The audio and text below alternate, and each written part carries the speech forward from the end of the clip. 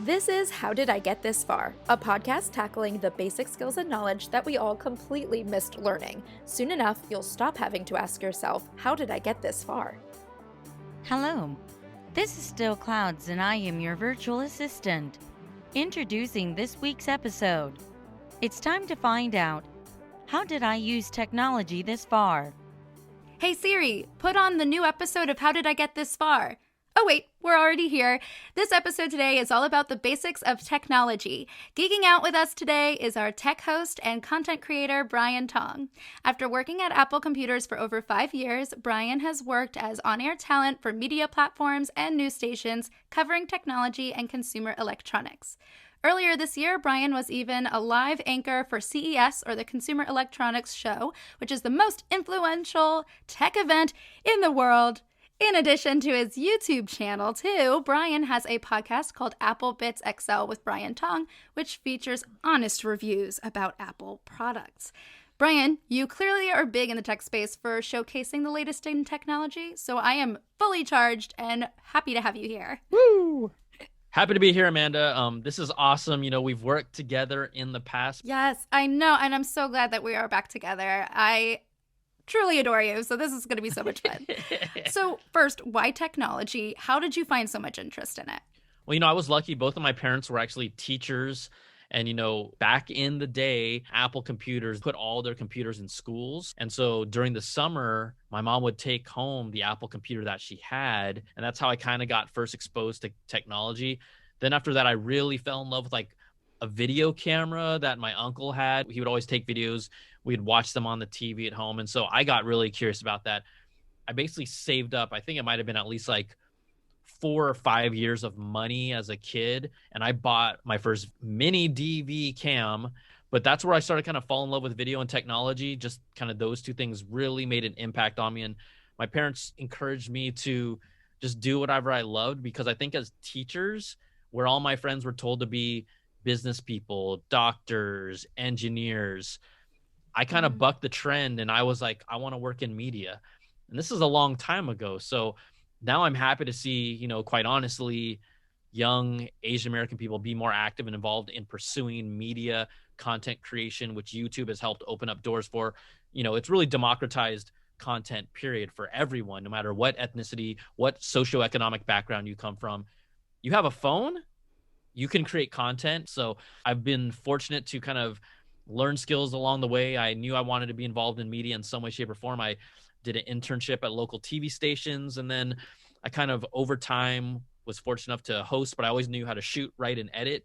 And that has been able to actually kind of like enable me to have a career in content creation today, unbeknownst to me at the time what I was really doing. It's a really good point about that anybody can do it, because I mean, we both grew up with technology moving so fast, which was really intimidating, but also really cool that it started off as something that was, you know, shared, or, you know, we had to exchange like, oh, get off of the phone so I can use the computer, and, you know, just how crazy things have changed and developed. And it is super cool. Too smart for me, but that's why we have you. So.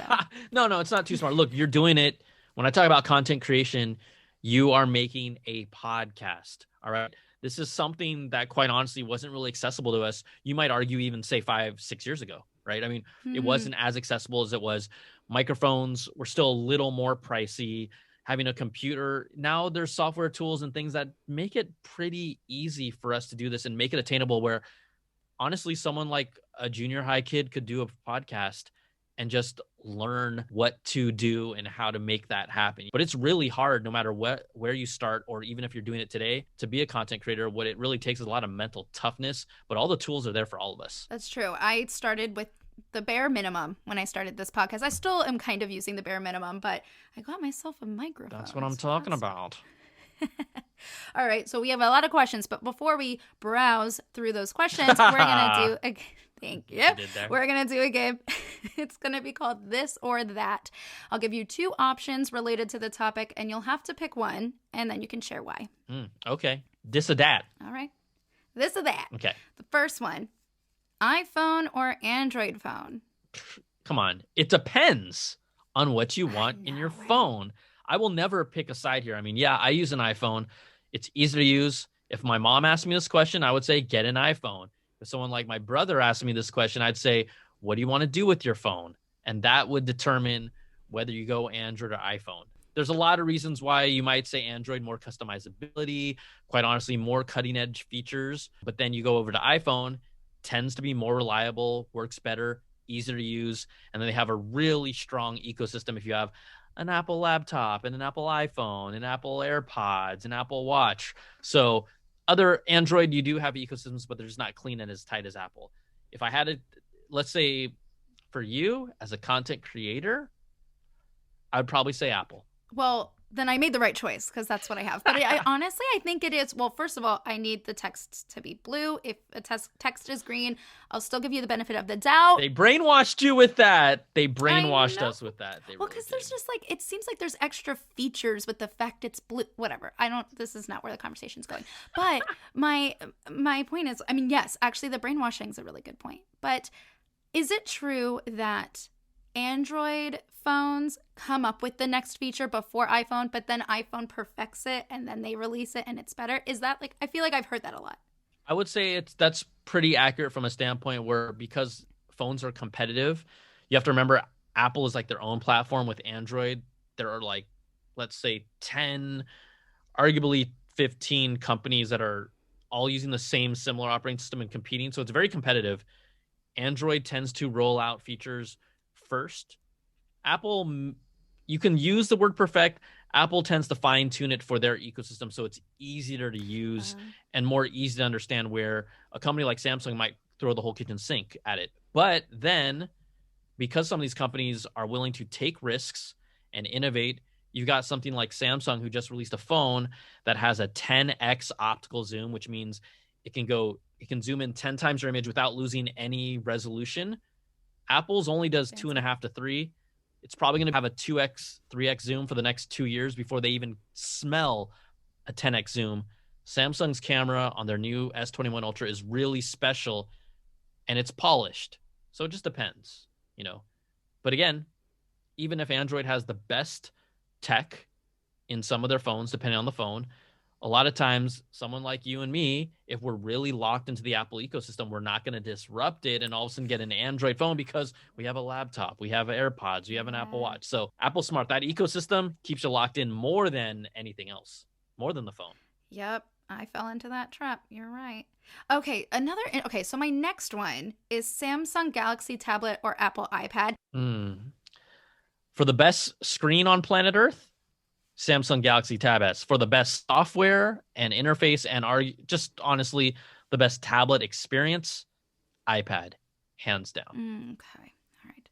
But I'm not going to hate on people who want, again, it's your flavor. It depends on what you want, but iPad is a better tablet experience. And would you say because of the, this kind of cult feeling of having Apple products, that Apple is actually truly in the lead, or does it just appear that way? They are in the lead in some products. They aren't in the lead in other products. So, example, the Apple Watch is by far the best smartwatch on planet Earth. It just doesn't work with non-Apple phones, but it is the best smartwatch. Now, the iPhone, arguably not the best phone on the planet, depending on what you're looking for. So it's so nuanced. It is easy to say, Apple versus Android, but it's always like, for me as a consumer who just loves tech, who happens to be an Apple and loves plenty of non-Apple things, it just depends on really what you want. But what's easy to use is if you have a message that comes to your phone and then shows up on your iPad and shows up on your watch, right? I mean, those are those hooks that where the ecosystem matters. But I think most people would generally say the iPad is absolutely the best overall tablet experience because of the number of apps, the way you can use it. But there's better actual tablets from a hardware standpoint. Got it. Okay. We're going to switch from the products to a couple of other topics. All right. So when you're buying a phone or a laptop or a tablet, should you get the newest model or save some money and get an older model? This is a great question here. I would say you get what your means can support, right? Because that may not be the sexy thing. Sure, someone's like, get the newest. Well, someone like my mom, I don't get her the newest phone when she needs a new phone. She may get the phone from a year ago, which is cheaper. She might be the type of person that still likes to use a physical button on their phone. Oh, I do miss that a little. Right? For my mom, you tell me she's going to start swiping and doing gesture? No, that's not happening. I see she's like pecking away like a little bird on her screen already. It's not going to happen. Mm-hmm. So it comes down to, I would say, go with what your means can support, because quite honestly, now these days, phones are so good that whether you buy the most expensive or not, or the newest one, it still pretty much does the same thing. The biggest difference is maybe the camera's a little better now these days, but phones are at such a high level. They've kind of plateaued, where if you buy a phone from the last 3, I would say even 4 years, you're getting still a quality device. All right, there we go. The last one. Should you update your phone or your computer as soon as there's an update, or should you wait to see if there's like feedback about any bugs? This is probably the smartest one you've asked me. What do you think? I'm not saying your other questions were dumb. You know what's interesting? What do you think? So, it's funny. I feel like I bring up my parents in a lot of my episodes, but my dad always he gets mad at me if I don't update right away. He thinks if there's ever an issue with my software, it's because I didn't update yet. I think he made that up. I think it's better to wait, because if there's a bug and I already updated, then I'm screwed. But if I wait, then it'll get fixed before I do this to my phone. So I'm going to say you should wait. That is the correct answer. You should wait. Perfect. Take that, Dad. So Mr. Ogan, Daddy-O, listen to your daughter. You should absolutely wait. And I'm someone who covers tech. You know, I'm fortunate enough where I'll keep the model from last year, and then the current year, I'll update the software right away on the old model, but not my phone that I actually use. I use that to test it because especially Apple, year over year, until recently, they've had major bugs. I think 2 years ago, they did like 4 updates in 3 months after the initial release. It was that bad. So don't rush into it. You don't need to do it. I typically wait a week before I actually do the update. I wait for all the bugs. I wait to see what people say, what's wrong. There's nothing worse than getting excited about your phone or whatever your device, and then it literally bricks it. Who wants that? Mr. Ogan doesn't want that. No. Daddy Ogan, don't do that. But I've had some issues with my computer now that I think about it. Like there was a point where like the J button, it would type 2 J's, or it would get kind of stuck and wouldn't let me press it. And like sometimes it was like a warranty thing. So they fixed it. Sounds like a warranty. But then there was like more. It happened like I think it finally settled. But like it would be a different key, like every few months. I'm like, something's wrong here. So. You must have had one of the actual slim, low-profile butterfly keyboard MacBooks. I'm almost guarantee it. I have no idea what you just said. Was that? Okay, the butter. So okay, sorry. Oh my gosh. So the keyboard, there were 2 different styles of keyboards. And at one time, Apple's like, we're going to make a really slim one that barely, like when you press the keys, it barely moves and it keeps the laptop really slim. But it had actually tons of faulty defects with exactly what you're describing. Yeah, can confirm. I know you have a MacBook or a MacBook Pro. I guarantee you, I don't even know exactly what model you have. I bet you it's because it had the super low profile butterfly style keyboard, and that's what was screwing up. I'm going to say that's right. Like it feels like, my finger doesn't push the key and it doesn't move that much. Yep. That's what you had. That's what I know it. That's why I cover this stuff, you know. Paid big bucks for a faulty laptop. No, I love it. It's actually an amazing laptop. All right, we're going to go to some actual questions now. My first question, which I think we're going to go back to some like stupid questions. How do these products, like these tablets, phones, laptops, do so much and be so tiny? It's called the wonders of science. All right, well, moving along. Just kidding. Like, I mean, look, it is the wonders of science, but you know, you got to think about like innovation, right? This is why technology is amazing. Just your point. They make these things smaller. They do more. They're more powerful. It's kind of incredible. That's why technology is fascinating. That's why I fell in love with it. It's just like, these are basically grown-up, super expensive toys. Mm-hmm. That's what this stuff comes down to, right? We're playing with $500 to $1,000 toys, but they're amazing, and they happen to allow us to make our life easier, more fun, but also dangerous because it really does remove us from kind of like societal norms. Like things have changed. The generation, younger generations, my nieces and nephews, they act and communicate differently than we do. You know, I'm more of a face-to-face. I want to talk to people. I love that connection. They're like, text me. Now, they do love their Uncle Brian, so they will call me and stuff, which I appreciate. But I just see in general, when they don't want to do things, it's because they're on their phones or they're playing Fortnite on their tablets. Like those virtual digital worlds are more interesting than real world to them.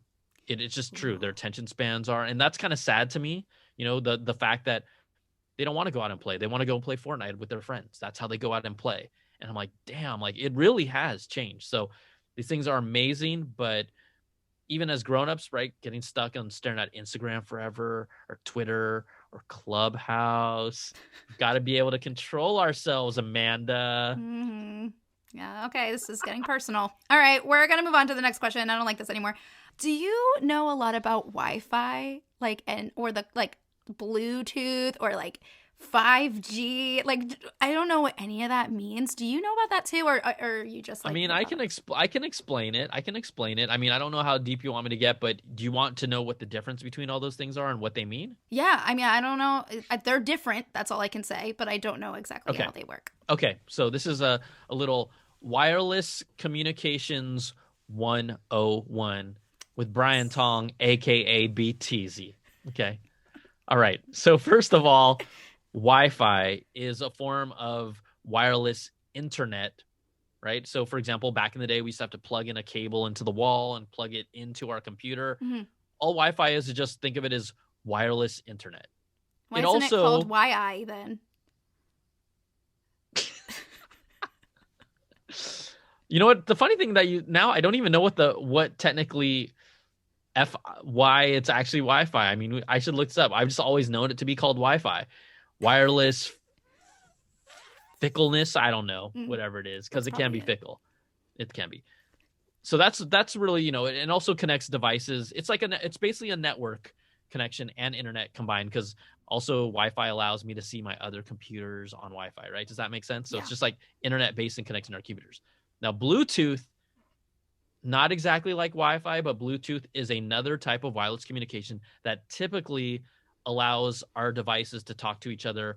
For example, computer to wireless keyboard, computer to wireless mouse. You can do phone to phone over Bluetooth, although that's not used that much to send files. But it's really used more for lightweight devices that connect to bigger devices like a computer. Does that make sense? That does. So Wi-Fi is just generic internet, and then Bluetooth is between devices. Yeah, that's a good way. Yeah, Wi-Fi is more like internet and networking. Uh-huh. And when I say networking, is 5 computers plugged in your home network. So internet and networking is Wi-Fi, and then Bluetooth is more for communication between smaller devices or just devices in general. Okay. What about 5G? Which it was a random trivia question that the G means generation. So I do know. Yeah. I don't know what that means though. That's right. Okay, so 5G is also similar to 4G LTE, which is similar to 3G. That's all cellular wireless connectivity, which is actually, think of Wi-Fi as the home wired in version of networking and internet connections. 5G is the on the go mobile cellular version of Wi-Fi. Does that make sense? You know what? Yeah, that makes sense. When I don't have Wi-Fi, I use the data and it's still wireless. Correct. God, and instead of it being at your home, dumb. Instead of it being at your home, you got these big companies that are sending the signal out through the air, through signals, and your phone catches them. But those are cellular signals, and obviously can download, share. So yes. Okay. Did I actually clear that up? No, that cleared it up. But I actually want to add a fourth one. The cloud. Totally. Oh, okay. Can you explain the cloud? Think of the cloud as an imaginary hard drive that lives up in the internet, in the cloud, which allows you to dump and store files or save things. So the cloud is basically, just think of it as a wireless hard drive that exists somewhere in the sky that you can throw things to, or your computer syncs things to. So you use Dropbox. Yeah. You use Dropbox, right? Where you have to maybe share a file to someone and say, hey, get it off my Dropbox. Well, that's the cloud. It's just storage on the internet somewhere that you can access. Okay, so it's this invisible way to store stuff as opposed to in a file, whether it's on the internet or on your desktop. Yes. Okay. Yeah. Yeah. All right. You're testing my basic fundamentals. That's the podcast. All right. The next next one is battery health tips. Okay. So Mythbuster time. Is it really that bad to leave your phone or computer charging when it's already at 100%? Like overnight, or you just leave it chilling there so that it's totally good when you're ready to leave? I mean, technically, you don't want to do that. But the reality is by the time you want to upgrade a device, right, the battery life, like let's say a laptop, you know what, no matter what, your device over time will lose some of its charge, but it won't be like all of a sudden in general, your battery won't go like, hey, I get 8 hours of battery life. And all of a sudden, like the next day, it's only going to get 2 hours, right? That takes time to degrade to get to that point. What I like to do is once in a while, like maybe every like 2 weeks or so, I do like to run my device all the way down to 0. And the reason why is like these batteries have kind of like a memory. So let's say you keep it plugged in all the time and you just let it go down maybe 50% and you plug it back in and you let it go down to 50%, you plug it back in. It actually kind of starts, and this is not permanent, but in some cases it can be. It kind of starts remembering, oh, I only use this much of the battery juice and this is kind of the limits of how much I need to charge. So it's a good idea to every so often run your battery all the way down and then charge it to kind of remind itself, oh, this is the full capacity of your battery. That was so clearly said. I understood that very well. So thank you, Brian. That was good. All right, I have one more basic question. I mean, all my questions are basic, but like as far as like the category of basic questions, is there a difference besides the shape between USB and this god-awful adapting USB-C I said that right, that required me to buy an adapter? Is there another option? Like, what is the deal with like all these different things? Okay, so the rectangle USB-A or a USB 2.0, you're talking about the rectangle that kind of has like half of the square rectangle in it, right? Yeah, the more generic That's one, like traditional. Yeah, the traditional. The rectangle, that's traditional. Okay, but as time has gone on, USB-C or USB 3.0 can be used interchangeably, has developed to start becoming a standard. But what happened is that no matter what, there's going to be a transition where we still have some of these older connections and then we have to use a dongle for it. But ideally in the future, let's say it's going to be a while, but in the next 5+ years, most things will be USB-C, this new connector. And why it's advantageous, more data can be pushed through it. Also, it's reversible. So like, the most annoying thing about those standard USBs, sometimes the cable's the wrong way. Yeah. You got to flip it the right way. Well, USB-C, aka USB 3.0, you can pop it in either way. It doesn't matter. You don't even have to think about it. So those are advantages. Also, a version of USB-C / Thunderbolt can support displays as well. I didn't think about the fact that it works in both directions. So, okay. I feel a bit better about it. But it's a pain in the ass. Don't get me wrong. Yeah. But it is, most laptops, at least on the PC side, sometimes have both ports. On the Apple side, yeah, they just went USB-C, and you're going to buy a dongle and pay $30 to $50 for it, and you're not going to be happy about it. I will say, though, when I went to the Apple store, the employee just straight up told me, just get it on Amazon, which I did, and it works. I'm using it right now. So thank you to that. And then did you give him or her your number? You know what? Lost connection. Shoot. We're going to move on to the tech issues portion. This is a little shorter, but if you have any advice for maybe like water damage or cracked screen or just maybe some other more internal issues, do you have any basic hacks maybe or any thoughts on it? If your phone gets wet, now these days, most of the phones actually have really good water protection. Like they have, okay, this is nerdy, but like an IP68 rating or an IP67 rating. That just means your phone can be submerged in water for roughly 30 minutes at different depths, and it'll be totally okay. In case you didn't know that. If you bought a phone within the past 2 or 3 years, it's even longer. It's going to survive if you dropped it in a pool or lake, but just don't go under like 20 feet or something like that, okay? If it's 20 feet or lower, you lost your phone anyways. Like, forget it. Screw it, right? So water damage is not an issue, but sometimes it still can be an issue. Shoot, some people will accidentally throw their AirPods in their pocket and they get them wet, like in the washing machine. You can sometimes salvage them and they'll still work. My recommendation, and all my other fellow Asian peeps, put it in a bag of rice. a bag of rice. It sucks the moisture out. You got to leave it in that bag of rice for about a week to give you the best chance possible to save those devices. I'm not guaranteeing it'll save them. It has saved them. And then also you can make rice afterwards. Not with your phone juice. Wow. I've never heard the word phone juice ever. It sounds pretty dirty. I've never heard phone juice before, but I might start using that. Well, okay, so I can confirm from personal experience that what you're saying does work. I've also seen it not work, but it did work for me. Correct. All right, to come clean here, I dropped my phone in the toilet after using it. It's okay. I'm not going to judge. No, it was pretty gross. And thought I could get away with it, but the phone screen started fading. So I only had chicken flavored rice. And I mean, that's all I had. So I opened up all the little ports, like where the SD card is. Fancy. I knew what that was. Yeah. I opened that with probably like a safety pin or something. I forget. And I kept it in there, I think. I want to say for 36 hours. I don't know if I did that. I mean, you're saying a week. That's a little crazy. But it worked. And I really thought I was going to lose that phone. So hold up. Your screen actually ended up working. Everything ended up working. Is that what you're telling me? It totally worked. It had been in urine. Rice, baby. Ding, ding, ding, ding, ding, ding, ding. This is this is a different take on the concept of issues with technology. Do you think it's actually going to be replacing jobs? It's like, do you think tech is ultimately a good thing, a bad thing, or like, I know it's a kind of a challenging question. It already is replacing jobs. True. That's what, look at shipping and warehouses, look at ordering food.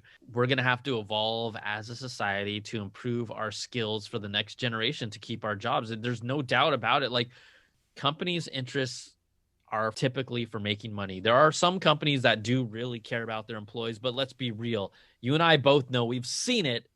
It's the bottom line that matters.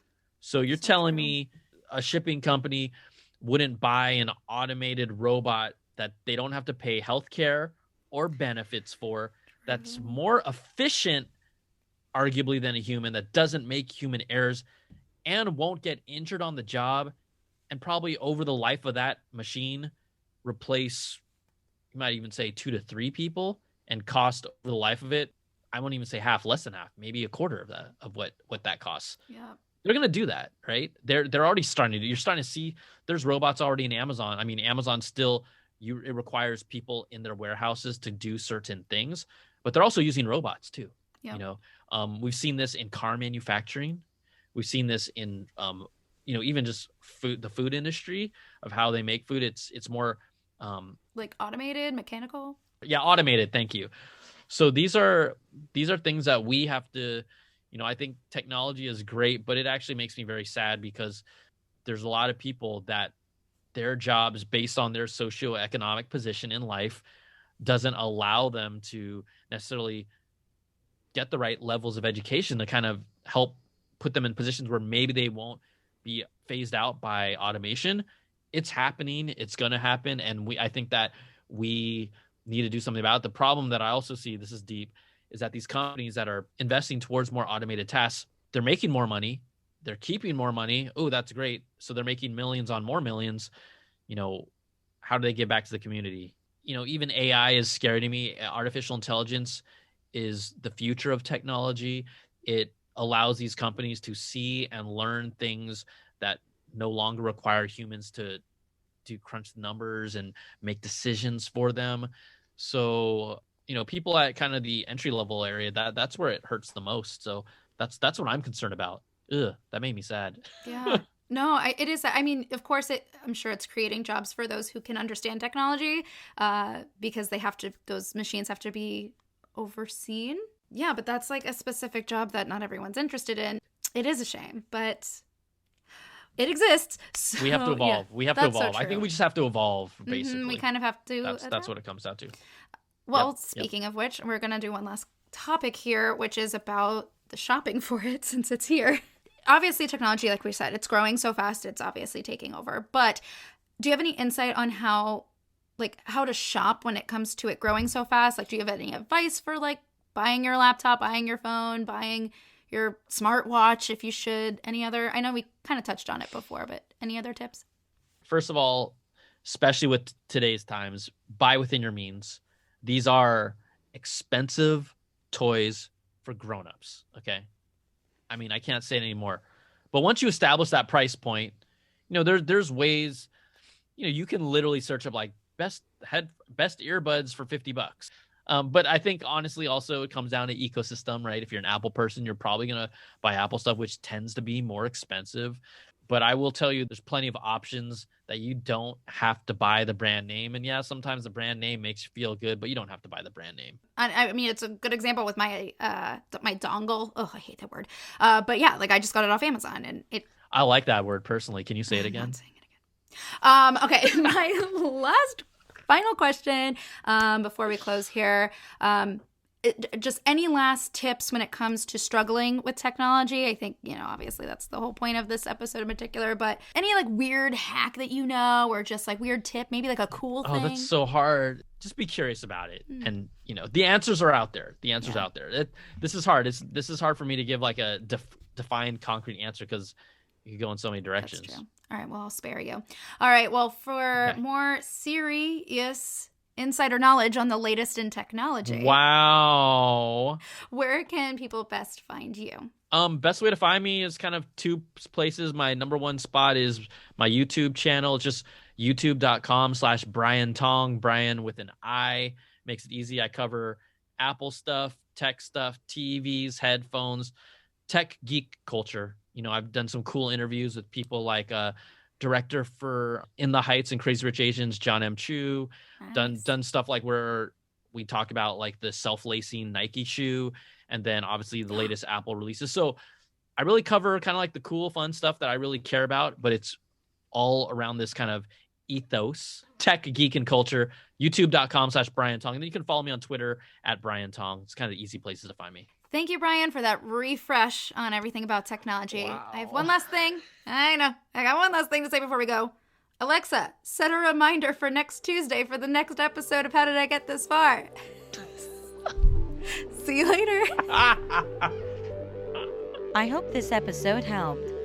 Please subscribe, rate, and review to support the podcast. And follow along for more hacks, tips, and failed attempts on Instagram @HowDidIGetThisFarPod. Well, that's as far as we will get for now. I'm Still Clouds. Thanks for listening.